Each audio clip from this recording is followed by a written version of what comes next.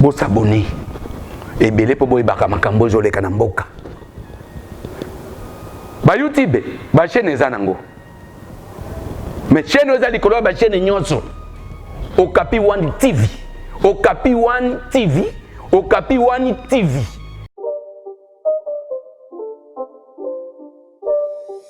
It's not a game, it's a rich thing.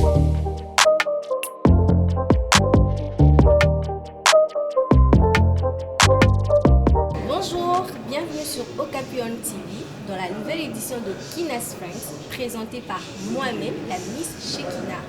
Nous parlerons gospel, culture, médecine et plein d'autres choses. Ça sera une habitude de chaque semaine, alors ne ratez pas. Aujourd'hui, nous parlerons de Inosbi, la fierté de notre pays, le meilleur de sa génération. Je suis accompagnée de deux personnes qui sont mes invités. Bonjour monsieur. Ouais, bonjour. Bonjour, c'est Bogart de la presse, chef coutumier par force. Je suis journaliste et chroniqueur et puis journaliste culturel de la République démocratique du Congo sur Internet. Donc voilà. Ouais, bonjour, moi c'est Guélor Ouredi. Je suis le coordonnateur de Okapi One TV, mais aujourd'hui spécialement, je suis là comme invité. Alors, monsieur, ma première question sera celle-ci.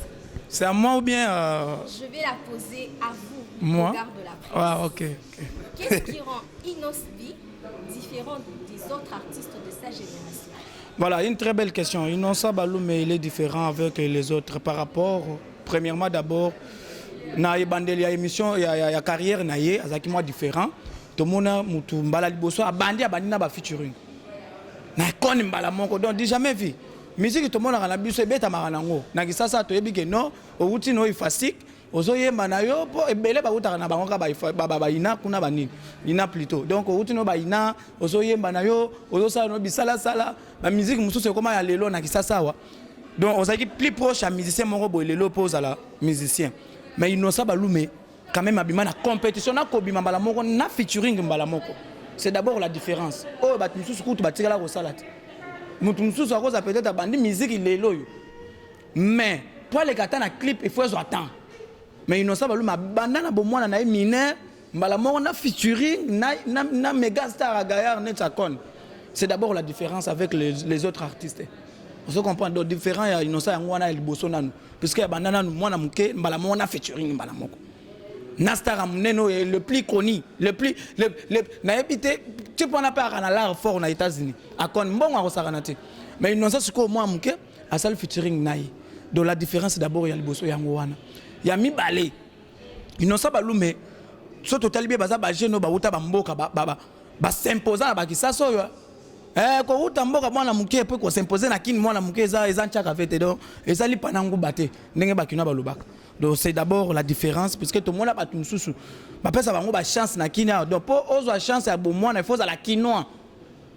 Hôtel apenda non mwana bandal mwana lemba mwana kingasani mwana changu nde ba pesa chance ebele.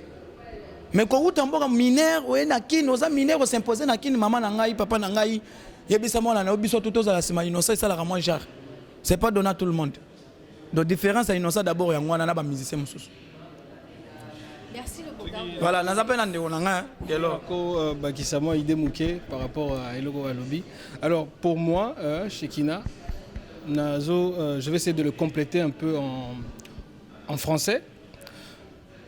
Ce qu'il a dit, le plus important, c'est que Inosbi est talentueux.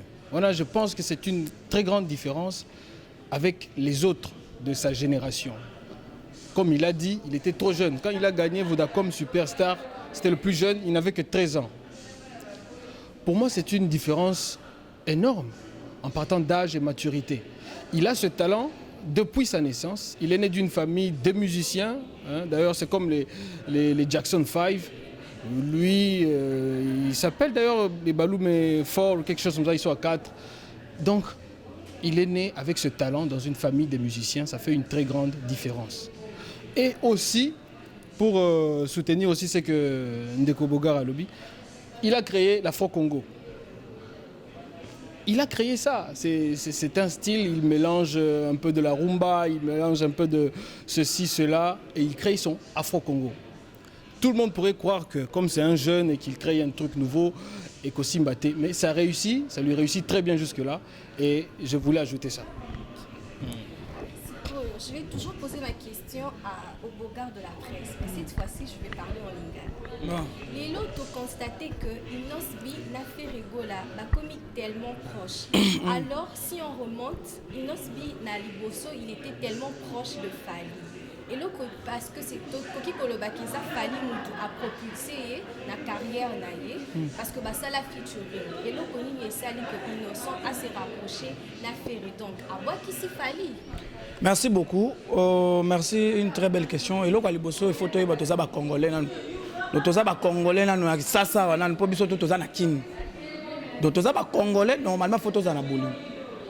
Quand on le bongo, que nous en fait mutali boso ayamba Innocent balu mais c'était vraiment bateau tangi ba kombo wana. Et bon aussi ko soko le bateau ba Vodacom wana. Ba ya mape Innocent. Tout ça tout le monde ba vient na biso ba maikam na tout le monde ba tunete ba Jacques Ndala. Bato ba compagnie ko Innocent ba encourager ye. Poni botanga bango ba kombo te fo botanga kaka mutu moko. Et puis deuxièmement les loyo na loba boy. Tout ça sur la musique ya NT. Do ya tindika ta qualité. Ce mutu azana makambu, il faut tika mutu wana continuer makambu na ye. Et ça peut-être yo mutu sala ke no nzela oyo bato ba ye banzela. Mais mutu aye abongisi nzela wana po bato batamba na nzela wana za la kitoko. To ba ke mutu a découvert nzela yende makambu. Te e bon mutu abongisi. Ndenge moko pele loyo, Innocent c'est normal azana na faire rigola po, faire rigola za la motema munene et puis alinga kabatu. Faire rigola le loyo azo encourager jeune par rapport à succès par rapport à carrière naïe. Tous en abisa le loyo na mboka oyo. So imuta lekio ndimaka alekio. Vous comprenez? Et ça c'est que non, ce que leki ngai na bi on ndenge za boy. On leki non ngai te. Mais oyebi pe que non, ya on a sali clip à le bien Hollande, c'est-à-dire il faut fouiller les débats. Donc mutaliboma yena na débat donc le fou aye na débat. Il faut fouiller les débats. Ce qu'on a même dans un boîtier bakage bandeke bandi na lobi bien. Mutaliboma yena débat, il faut fouiller les débats. Ce qui mutalekio ndimaka alekio. Mais les lois missions congolais belé bazara na bizale luanat. Au moins na so mutalekio akoleka na teba lobi ke ngainde makambu yonde makambu wapi. Makambu no c'est là pe kozara kutu makambu pete. Po bato bazara ba meti ba ferre, bato basala banzela. Vous comprenez les lois Innocent sali banzela moko babenga ngo Afrobeat, Afro Congo plutôt. Afro Congo elinko lo bayete c'est ce que nous voulons. Otomona papa Wemba asala odemba. Et Simba. Tout le monde a fait le mida sala ba tchatchu. Et Simba.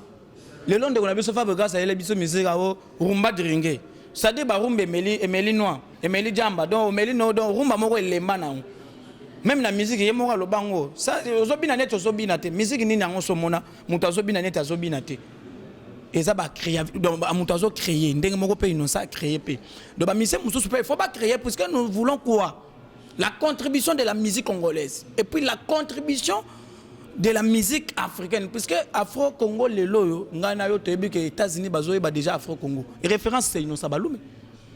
Vous comprenez? So mutu aleki aleki ndenge moko pena vient na biso faire rigola. Tant atala bino Innocent Balume aza vraiment meilleur na génération na ye pour nani teto chama na mai maboko.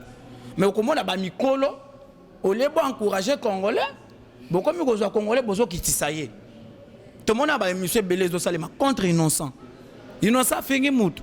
Innocent bakeli mutu asa impoli mais ce que tuni bango ke bola ki sa place Innocent leki na TV a fingi mutu ezate est-ce que ko cha clip nande ke na kati eza synonyme ya ko finga mutu oh bango zo ba ke non aigle ya sa mutu moko te moi ça fait recommander aigle bandakala s'il y a aigle jaune ndeni nazo silikate donc ko cha ndeke na kati akaje linko ba ke olobi na aigle et bongo moi ça fait ko silikate et bongo petit rossignol ce que rossignol nani ndeko na biso singila pour rossignol na ebite bino bataba français ezaka ba ndeket si je me trompe plus ba rossignol na babilo mo ndengwana mais faut silikape po bazo ye batie na cage nani nazo silikate pour rochero ce que rochero so babilo mo bandeke ba kombo basa belebele pour nini bazo silikate les lots musiciens au lieu le bela makambo na yo mutunet vie manda tela kaka vie manda dans le vide kaka boye na biso manda chante nkumu batikele oke jazz e pas vie na biso lutumba mais azoka na TV pona koboya Innocent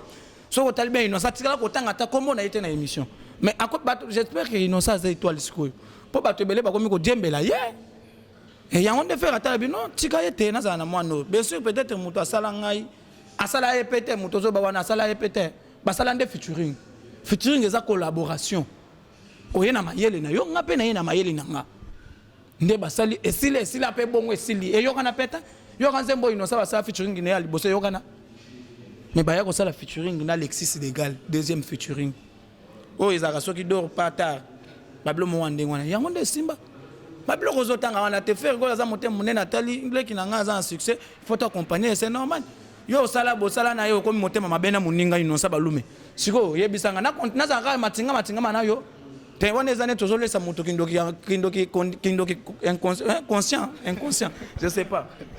Le bogard de la presse, Nazolinga ko complété au Mamouké. On dirait qu'on va continuer comme ça jusqu'à la fin parce que je dois ajouter une petite idée. Ferregola, c'est allié à Inosbi. Ferregola a comme propulsé Inosbi. Ce n'est pas pour rien. Nous avons déjà vu des exemples comme ça partout ailleurs. Un homme de talent sait repérer le talent. Un homme de talent sait voir là où il y a le talent. Nous avons vu dans le football quelqu'un comme Ronaldinho qui a vu le talent de Messi et qui a tout fait pour lui rendre la vie facile au Barça. Aujourd'hui, Messi est parmi les meilleurs. C'est aussi un peu grâce à Ronaldinho. Alors, si Ferregola s'est allié à Inosbi, c'est qu'il a vu son talent. Et son talent réel, son talent inné. Nous sommes en train de dire que Inosbi est une fierté. Qu'est-ce qui fait que Inosbi soit la fierté de la République démocratique du Congo? Est-il réellement une fierté pour la République démocratique du Congo? Ok, alors je vais répondre rapidement avant de passer la parole à Ndeko Bogard de la presse. Inosbi est une fierté pour le Congo. Aujourd'hui, nous voyons sur son Instagram les Américains, les Français, les Belges, les Suédois et bien d'autres. À partir de Inosbi, comme RDC, Afro-Congo, c'est vraiment une fierté pour la République démocratique du Congo. Nous avons vu que ça fait beaucoup d'années que nos musiciens congolais n'ont pas représenté notre culture dans la compétition partout ailleurs. Mais grâce à Inosbi, aujourd'hui, on a pu citer encore le Congo dans la compétition de BET. D'ailleurs, même au classement de Billboard, on l'a classé parmi les jeunes les plus influents dans le monde de la musique. C'est une fierté. C'est une fierté. D'ailleurs, lui-même l'a dit quelque part que na BET, il passait très souvent dans la vidéo na bango et toutes les stars voyaient qu'il y a un talent au Congo, qu'il y a de la culture, qu'il y a une bonne musique. Il est en train d'exporter ça et c'est une fierté pour la République. Voilà, merci beaucoup. Nazo bakisa muke et pas de konangai de l'or ndenga lobi. Ino ça za fierté mboka huyo. Et pas za fierté Afrique. Pour nanga il faut longola mboka kisasa ou bien il y a RDC, il y a Afrique. Parce que musique congolaise banda musique africaine ezala musique africaine. Kobeta ba 100 millions wana nanu 100 millions de vies za tchaka fete ça pas matin. 100 millions de vies. Et puis soko tali bien na banzembo ya yembi wana bato ebele babini ba mabanga bakasi neti ba chanson bakasa neti chanson ozolanda aza fierté eloko liboso nanu omoni abeda chupo na nga il faut appeler peut-être ata rotana mobimba oh te s'il vous plaît tala libanga yokani tina na ba Amérique bakasa neti nzembo yo mo mundele chinois bou et boss Mandala wiki wana yokasa neti nzembo et sa vocalité gigi bato bazobina tsango mosanganya gigi bato bazobina so yemba bino bozo kasa konete sa chanson OK na ndenga kin eza mabanga zobaka eza nete zobaka kelo ready ozobaka na yo mais bato bazobina na bango bazo comprendre te. D'abord eza fierté d'abord ya Afrique et puis ya Congo. On se comprendre 100 millions de vies za tchaka vete 100 millions de vies za la no belé nanu po avant bolo ba makamu nyonso wana il faut bolongwa na 100 millions de vues sur internet. Avec 100 millions de vues lelo le sous azo continuer déjà ba 400 000 4 millions. 3 points quelques. Donc, azo mata déjà. Mais la mon Congolais bandi déjà azo somba nanu. Ils n'ont ça na somi kutu ba mapango te na kisasa, na somi kutu na ba avion te, akendo so ba biloko pamba. Mi no ça mutu te ba to bazara. O te ndenge za boyenga nde ba mona nga danger na Afrique. Alors, il déjà présenté à mission à Binomo Boya, danser. Si vous avez un nombre de vies Internet, ils n'ont pas la fierté.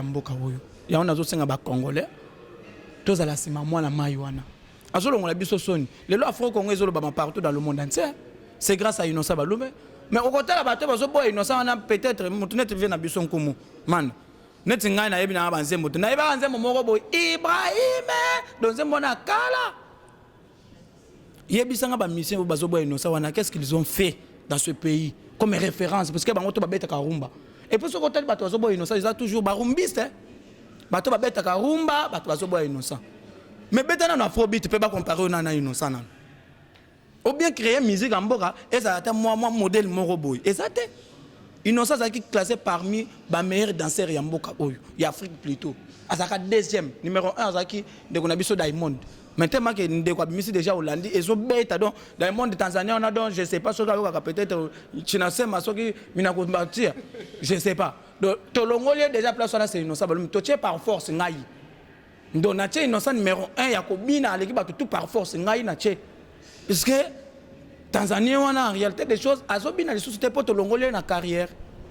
Aza fierté en boka oyo. Ya on azo senga ba Congolais to longo motema mabe. To consommer musique ba Congolais ba na mai. Mutu na mutu aza ba fanatique na ye. Lelo ezo sala moi bien, moi na moins de 10 ans azo linga Innocent. Moi na papa mkolo azo linga Innocent. Ba musique mususu moi na mutu mususu non. Pepe kalo moi na ka bato ba verse minene. Donc tala ba ketcha minene. Tala ba Weston. Ne bazo kota na ba musique ya ba mikolo wana. Ne tu viens na biso abetaka na mogila gila. Zaiko. Pour moi peut-être 23 ans ils a passé. De fois moi la ba mikoli moko boy donc on sentir pena papa mo boy a enfilé penati na kingo donc on sentir pena au témoin de Jéhovah tonde. Fonctionnaire mais bato bakota akuna. Mais ya Innocent okuta papa bongo bazali. Ba jeune tu vas besoin bato ba fashion toali. Ba père bana do se retrouver do bato tout bazali. Et puis kutu na concert à Innocent soko ko isi téléphone ba koloko télé ba pesio. Mais soko ke na ba musique mususu soko ko isi chombo ata pape mouchoir ndimelanga ko mona honte. OK no luka pisco bambasu ba boire tout ça mais Innocent ils a bongo doza fierté en mboka oyo. Merci beaucoup. Non mais je voulais ajouter quelque chose par rapport à Inosbina Makamo Balobia pour la Kosomba Bavu. Non mais il faut que à un certain moment que les Congolais soient éveillés. Ne pas suivre tout ce qui passe à la télé. C'est un problème. Voilà pourquoi je te félicite d'ailleurs de faire cette émission, spécialement pour Inosbi et Ferregola qui lui tient un peu la main. C'est très important. C'est très important parce que moi j'ai vu un talent qu'on cherche à étouffer. C'est pas possible. Je n'ai jamais vu quelque part à la télé où Inos a insulté tel ou tel autre artiste. Mais actuellement, tout le monde cherche à le rabaisser. Vous avez même des DJ Abdul qui l'a cherché pour un featuring. Aujourd'hui, il passe à la télé pour le rabaisser. Mais il n'a jamais rabaissé Abdul. Il n'a jamais rabaissé Fally Ipupa. D'ailleurs, j'ai suivi sa dernière sortie médiatique où il a juste dit la vérité. Il a dit la vérité, rien que la vérité. Il n'a pas acheté à Sombaki Bavuté, mais ils ont fait une promotion. C'est que tout le monde fait. La France, tout le monde fait ça. La vraie musique, c'est ça. Aujourd'hui, si tu as YouTube, tous les Congolais qui ont de YouTube, si tu regardes trop des vidéos de Barça, par exemple, YouTube, une fois qu'il y a une nouvelle vidéo à Barça, à proposer, Barça a publié une vidéo. C'est une proposition. Si tu as parce qu'ils savent pas besoin d'ailleurs, on peut cliquer Kuna. C'est une proposition à ce n'est pas qu'on soit vu parce que c'est de ton plein gré. C'est quelque chose de pareil. Donc si tu as trop regardé ma vidéo, il y a Inosbi, une fois qu'il sort un autre son, bah, proposer Inosbi Hollandi. Et tu peux cliquer dessus et aller voir la vidéo. Et d'ailleurs, très prochainement, on va essayer d'inviter Inosbi pour qu'il vienne parler lui-même spécialement ici. Parce que c'est très important qu'il ne reste pas dans le silence. On est en train de salir son image. Et s'il reste calme, ça va continuer ainsi. Il doit parler, il doit dire la vérité, il doit faire comprendre Batouba Eba. C'est un peu ça. Alors, c'est tout le temps Inosbi par-ci, Inosbi par-là. Mais qu'est-ce qui pousse ces grandes personnes, ces grandes stars à critiquer Inos B et surtout à critiquer, pas la personne qu'on critique, mais c'est son travail qui est en train d'être sali, qui est en train d'être critiqué. Qu'est-ce qui pousse à ces personnes de critiquer Inos B? C'est facile à comprendre, je vais répondre ça simplement et très facilement. Tu sais, la lumière, ce que vous avez la lumière, vous avez la ténèbre, vous avez besoin au ben d'amour lumière mouké. Ces personnes-là sont déjà à la fin de leur carrière. La plupart, d'ailleurs, Moutoua Tanguy, peut-être qu'il est à la fin déjà de la carrière. Et de temps en temps, il faut du buzz. Vous avez buzz wapi. Tu dois profiter de la lumière à Inos. Quand il passe à la télé, il parle d'Inos, il critique Inos, il est suivi partout. Bato Ebele, bazo ben dans des succès na ye. C'est un peu ça que moi je peux dire, par mon avis personnel. Bon, pour ngai lokola ba benda succès ya bébé chanda Innocent simba tepo nebi ke bébé chanda muto ayemba nzembo bébé Rico au moins ça des martyrs atondi ça plein yemoko mwana wana yemoko à l'époque Innocent ba tukutu te bébé chanda ba benda yebo bébé bloqué bandi net s'il vous plaît congolais faut donc na yebi ndenge bandaka pe na yebi ndenge suka kana kini ya on a resenga vraiment ba tutu baza vraiment misunka. Oye bébé chana sila moko dans l'infini na kosa do sila na babiloko to bandi déjà marai moi na marai boy do bébé chana ba sili sa kaka boy mais pas Innocent simba te ko simba to et loba pena mungu ne ko simba to pona nini Innocent lelo yo a changer musique en mboka oyo na yebi ke belé ba to basila e belé basila na ko biso ke mission moko leka na TV aloba fait rigola melaka diamba azaba ne belé lelo ngana o ara musicien moko boya wengi akenda wapi lelo babandi batiki faire awa siko na comprendre congolais tellement que faire est tellement fort basoko kaete bakomi siko pas Innocent et bon ba fanatique tout ya faire bako ya pas Innocent te net nga bosoko simbi Innocent osimbi no nga mobima dona koya moko donc na ko expliquer na no esika na no bandana puisque lelo toza na posa ba valeur wana na mboka vous comprenez makambo sika pe il faut ezala kaka bino to mona pe basala ba Ancien Testament minute muke to mona Nouveau Testament ya kati Ancien Testament salemi Nouveau Testament payé ndenge moko pe ba mikolo na toza système poussana na to vanda nan poussana to vanda Innocent beta musique bazo critiquer po basila tala ne basili na mboka babimisi babiloko ya makelele na moment ba confinement o ba générique koyemaka biloko basali na nzambe mabe koto koya o soki nzembo la biso ya so couple bloba nzembo mo boya vient na biso so ki Charles Mumbaya allo téléphone so bablo mo ndenge wana tala ne ba komi ko yiba bablo bato do tina te do ba stili ba continuer toujours na ba moni ba vétéran ba komaka na moment mo ba sala ba match chaque dimanche na ba tongo avant église ba ngoma ba vétéran ba sangani ba ke ko beta match do Innocent azana moment o toza na époque Innocent donc tozo bina yo tala yo pe eza Hollande ezali et puis asala banzembo ebele bino bozo bosa na yango asala featuring na ba Kofit elenga mbanga elenga to binango awa na kisasa wat Innocent sa featuring na icon nani akotema na icon na mboka oyo et puis je vous promets que boza la featuring ya fait rigola na Innocent ce qu'on est sika bato bakobela mutu au senti pena bato beli mutu olobi mingi makambo ya kofinga fait rigola paraît-il que ya musicien moko azofinga soki mutu moka okoko yebisa biso mutu nini azoluka ko nuire na réputation ya fait rigola bazama ebele fait rigola ko tu moko te to mona musicien mo aleka na TV afinga Innocent azali kwa nganzala mais chance to pekisa to bise keba okoma barman oteka masanga na barumbu wala rasu musicien te na yebiga animateur na yebisi yo bato ebele lelo baye ko comprendre tellement que faire ça succès Innocent ça succès parce que faire rigola banda bimisaki acoustique mutu moko te yende mutu akomopesa bato ba point ba mise mususu bangwana ba vandi bitoko bazo ko bimisa te po ba yebike so ba bimisa acoustique ba ko za l'échec siko ba komi ko luka toujours ba finga kaka Innocent faire mais bino bosali likopa na bino abandoki suka so bozangi bato akolia boko milia bino moko te tala siko bazangi banzembo akobeta bazangi bamususu bango baza confiné kuna na ba yo so mona mutu mais chaque musicien aza confiné na mboka na ye a souffrir na peuple congolais mais tala bango mo baza confiné quelque part yebisanga na yo bazo finga faire parce que aza un succès bazo finga Innocent parce que baza un succès c'est normal na mboka na biso na yebike bato ba la succès ba finga ka bango Innocent ko senga mutu pardon te faire pas ko senga mutu pardon te po ba banda musique na maboka bato te Innocent banda musique na boma na goma après ma musique na yeba tout ça bilo na bando sala ba Michael Jackson ba bilo wana yango nde mema mwana mai donc bato batika motema mabe bato batika motema mabe na faire rigola pour lelo ya bimisi acoustique biloko ezananu biloko ezananu mama boko bina na mboka oyo na yebisa yo tika bakoka na bango te bakoka te Innocent Baluma aza toujours number 1 na moment oyo Innocent Feli okotanga nani na ba musicien mboka oyo bazo sala succès na moment okotanga nani nani okotanga po na yebite okotanga nani Tifali mama tala ero soki ba chenze ba yope ou bien so ba peut-être acoustique okotema na kitu otika micro wana ozo comprendre ba musicien ozotanga wana baza ba musicien mboka na biso bazo beta musique mutu na mutu aza na place mboka na yebi bato mo ba beta musique vinyonso yango oyo mambo ilekela bapeli bo na kena ba landanga na ba ba petite mambo bablo ba musicien mo ba beba mpe baso ba mpe yo basane te baze mwana basanko so bayoka kango na mboka na ngana kana nganda jika bayoka kango et a musique kaka pona matete puisque te mabaza ba na matete ba beta musique pona matete pona kisa ça te mais Innocent so beta musique fait bazo beta musique pona Afrique.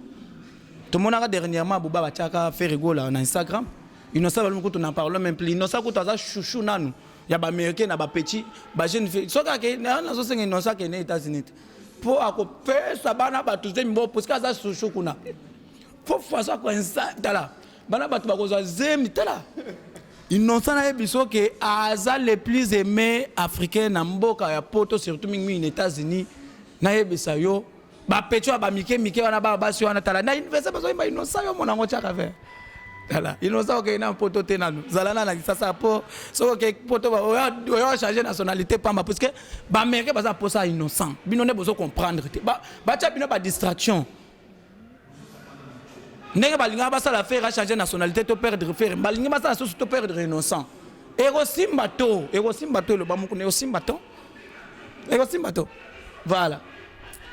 kasi succès yango ya Innocent ezaka rapona bana mike bato ebele bazoloba ke Innocent succès na ngeti Bill Clinton azoloba ke Innocent succès ye mutu otangi wana tela yo mutu otangi wana sa succès oyebi ye ngana Bill Clinton no ya États-Unis Bill Clinton ya musicien na yebi ete ngana Bill Clinton no za moko za ex-président esili Innocent ba ebiso musique bana mike o makamuni no zoloba yo kasaneti na nzembo aye mangana nani mwa mukasa bwaka ye kuna Eric Mandala aza mwa muke Abed Asho aza mwa muke Richard Mouyez aza mwa muke wana eza ba distraction musique lelo eza susu ke bomwa na muke te bango baza ba mikolo musique nini ba yembela biso message nini eza musicien mo waye azo yembawa landanga na ba na kena ngana ba wapi barman est-ce que musique c'est ça l'éducation musique moko ezo yemba ma awa buka kite buka mese kibokolo yaya kibokolo c'est quoi l'éducation. Donc, yo, musala na ko buka bakiti, c'est ça l'éducation à musique au solo. Au buki kiti, au buki mir, au buki si tu deviens coulou, on va t'arrêter. Yo comment buka bakiti ndé, on est éducation té. Éducation est ça hollandi. Fouiller les débats, il faut fouiller les débats. Vous comprenez? Message à Innocent c'est clair, mutalibo ma yena débat. Parce que so mutalibo ma yena débat. Parce que ni no débattre na mutalibo matin. Yo ki ma no débat ngo. Pour ceux qui au débattre na mutalibo ma yo pour comme liboma. Le message est clair, est capté. Donc, on doit comprendre. Bon, peut-être que que belé, surtout même bateau ça va débat, analyse raté, les gars peuvent en sécurité. Et belé ba sambriac. Pour n'en limiter que ba missi sur le bateau le belé ba utape ba ifasi quoi naté. Ceux qui ba ifasi so ba ina wanate.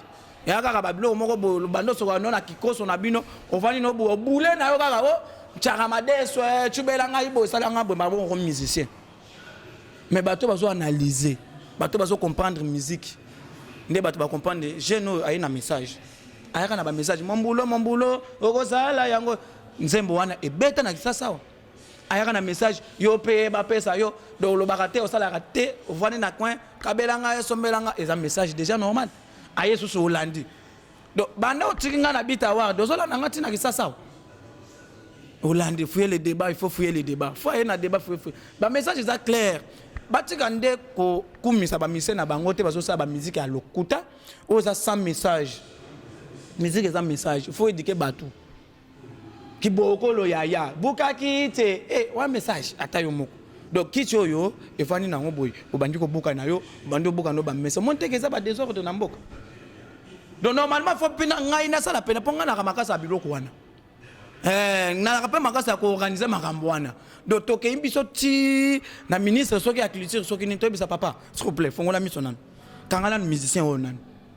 tia nanu boye batia wapi wana éducation te kanga ye nanu sinon te na koyebisa banoko tu tosali marche donc musique eza éducation eza babiloko wana te bato bazoboya Innocent tout ça Innocent aza na succès bato faut ba comprendre Innocent balume aza makambo moto akoboya aza te et puis moto akangi 4 coins ya Kisasa et puis 4 coins ya Congo c'est Innocent balume soko boy c'est koza ndoki bato bazoboya na baza bancho Innocent zobeta musique te pona Goma musique Innocent soko tali bien arrêter des choses ezaka linga na lingala mboka na nga bayembaka ngo na Chuluba soko tali bien azosala musique pona baba kino kutu. Parce que Congo est minoko za dans 4 nan. Lingala, Swahili Kikongo, na Chuluba. Est-ce que Innocent ça yema na Kikongo? Mais comment bato bazo boya Innocent bazo ka musique Innocent za na kini. Biso bato toyoka ka beaucoup munoko ngo te tozo linga Innocent. Quel motema mabe. Oh. Na moni mutu moko boya komi o Innocent za Rwandais babilo mo ndenge wana. Mais ata Innocent za Rwandais surtout ba combattant nan. Innocent za Rwandais. Est-ce que Innocent ko soit culture ya Congo ke na Rwanda? Ou bien musique honneur ya Congo bakomemango bakokena ngo Rwanda. Innocent za Rwandais aza na Congo. Yo Congolais ozali banda mboka ozofinga Innocent. Innocent azotonga. Yo kazane Innocent soka salisi peut-être atama makadam na Kisasa akomema makadam wana tina Rwanda. Motema mabe ya Congolais. Souci na biso eza bato faut ba comprendre que tout ça le moment de division té. On fait la musique pour l'Afrique. Et non pour la Congo. Pour ceux qui ont raconté les gens qui ont banzembo de Robuchi, et même en Angleterre, dans Nigeria, mais et bête partout dans le monde entier. Vous comprenez? De ça la musique pour les fanatiques bas c'est peine. Batu bâtir des divisions, bâtir des moteurs mabès. Innocent c'est un fils du pays. Il doit être libre dans ce pays. Et puis nous sommes dans les capitales. Et ça moutou pété. Moutou koleng s'appelle moutou azate. Bozo posa na ke Innocent nenga za wana ville ya Wuta eza ville oyo masa c'est la ratongo midi pourquoi? Akoza à peine à soma iloko te. Donc on eza ko bangisa mutu eza neti ke ozo bangisa na do ozo bangisa ndo makelele ya muselekete. Donc ozo bangisa no mutu mais Innocent ça toujours bendele et puis aza révélation en boka oyo et puis mpona nga na yebi ke mutu asimi musique c'est Innocent Balumi. Na yebi te soki gelo rako bakisa mwa muke. Oui, c'est très important. Alors pour Nanga, Hello Lobby, on a une question par rapport à ce musicien qui dit que Inosbi a un musicien à Bana. Ce n'est pas vrai, ce n'est pas vrai. D'ailleurs, il y a une chose qu'il ne faut pas d'abord oublier. Alobaki, Innocent fait danser tout le monde. Mikolo, jeune, Bana, donc Azo Zoba âge Nyoso. Mais pourquoi? Il doit satisfaire tout son public. Azana public, il faut d'abord comprendre son âge, son jeune âge. Il a eu du succès à 13 ans. Sûrement que tu as 13 ans et belé, Balingarae. Actuellement, il a, je pense, 23 ans. Mais Azana a fan, il y a 23 ans, il y a 25 ans. Azana a fan, il y a Mikolo. Mais s'il doit prester pour des jeunes, il faut qu'il les fasse pour satisfaire le public naï. Et quand il doit prester pour les adultes, il faut qu'il le fasse également. C'est comme ça que tu peux voir, on l'invite par exemple à une certaine manifestation des jeunes.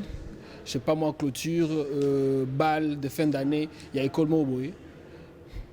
Il ne peut pas refuser. Son contrat est signé, il empoche ce qu'il a empoché, il va prester pour son public, c'est aussi ses fans. Ça, ce n'est pas un débat. C'est comme Justin Bieber aux États-Unis, où Azana fan est belé. Il y a Bana, il y a Mikolo. Mais ce n'est pas parce qu'il a trop de fans aussi jeunes que voilà, lui c'est seulement pour les jeunes gars. D'ailleurs, on voit ses concerts, il y a pas mal d'adultes qui sont dans ses concerts.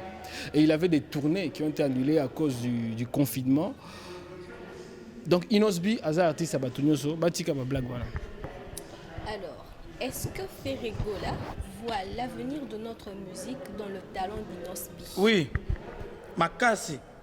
Donc à comprendre déjà que non, avenir est à Makasi parce que à travers Innocent peut Innocent ça peut battre. Avenir est à kapona mutu morote. Innocent pas à danser. Innocent pas à battre oh yazana bango. Et ça avenir ils ont continuer. À travers Innocent tu vas découvrir bangambo belé. Et là il bosse un clip nan. Clip on est américain. Tala américain linga ko bebe sambon e belé na clip que message les kakutu trop. Clip on est mutu ko le ba yo tendenge ça boye ça na professionnel. Non, ils sont professionnels. So tel clip on a maman, quelle conception!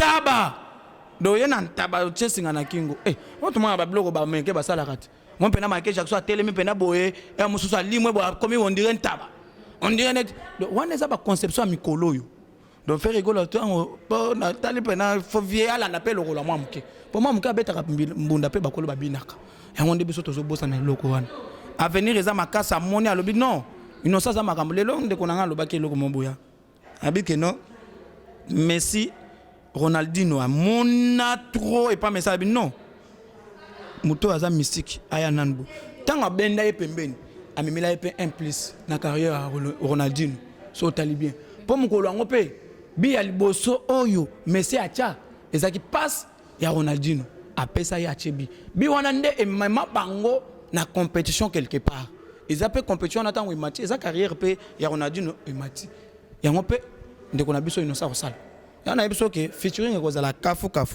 afro Congo plus siko rumba siko mais faut yoka rumba afro Congo donc zela hotala makambo te rumba afro Congo ekosala bana mboko fere na inosa balube donc avenir eza makasi muto akosala te mama na ngai. Voilà, nous voilà arrivés à la fin de cette émission. Je laisse la parole à mes deux invités pour un petit mot de conclusion. Oui, merci Shekina de nous avoir invités, premièrement.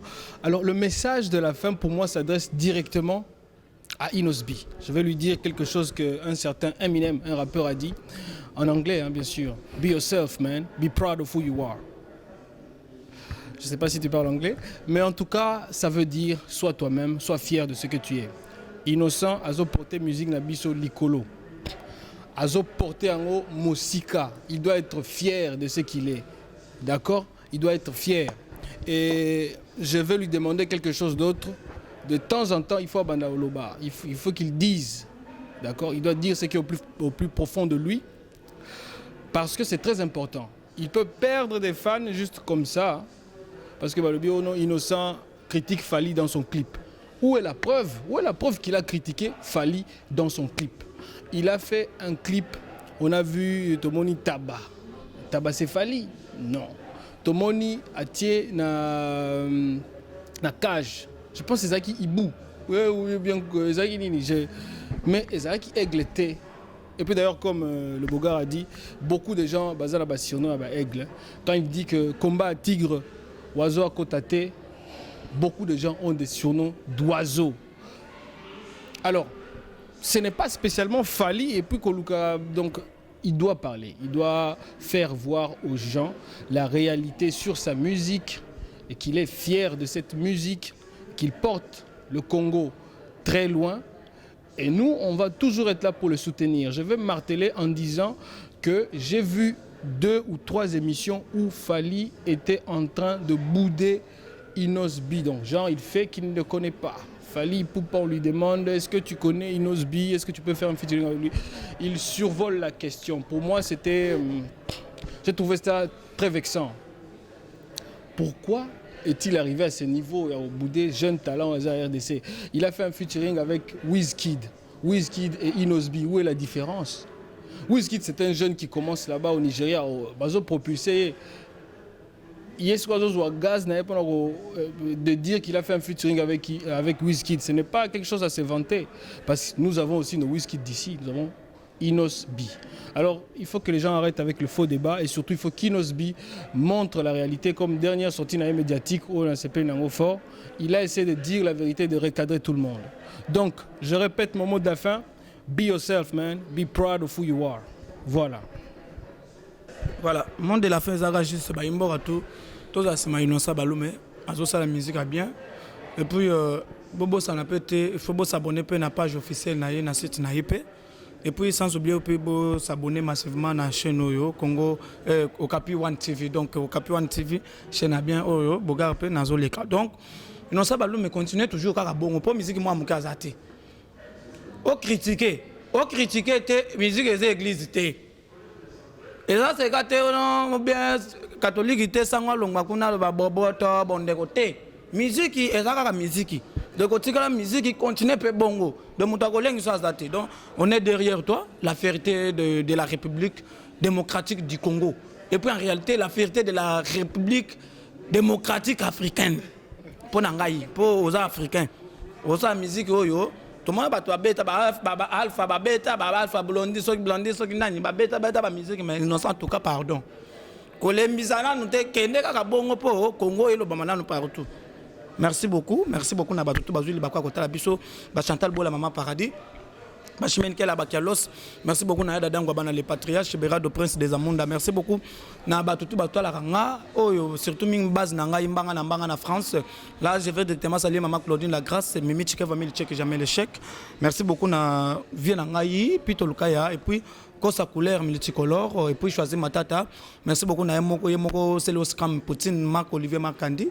Merci beaucoup na Apocalypse Mobuka. Merci beaucoup na Libanga. Merci beaucoup na Ibrator Ndenga Boakinga. Merci beaucoup na Charlie Materazi. Merci beaucoup na Ferigola. Merci beaucoup na Mbetse tout oyo. Baboakinga yi mutaza na mutu katema zo bza mabanga ondena na car. Eh tala. Merci. Nali ngwa yebiso ke Libanga na français ba ben rango likayo. Eh changer dans mon français on pas aux musiciens. Libanga jamais ba ben rango kayo. Donc et bon ce Pierre.